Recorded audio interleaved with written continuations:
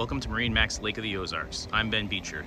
Today we'll be taking you through a 2022 Harris 250 Sunliner Sport.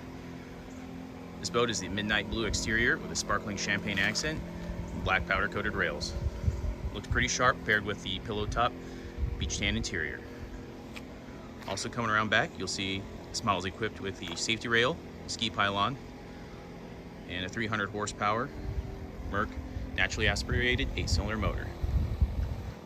Come over here to a nice deep 4-rung ladder. You're gonna climb up the back of the boat, 24-inch wide grab handles. You'll see as we climb back here, this model is equipped with the JL Diamond upgrade and stereo, so speakers in the back, sub and amp. Coming inside here, you have your lounger that goes forward facing, rear facing, or flat to the sunbed. You have 2 bolster seats here that recline and move forward and back.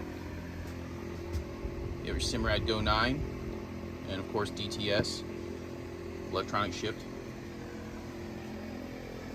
Plenty of seating in the front, storage underneath all of them. Storage back here, and of course in-floor storage.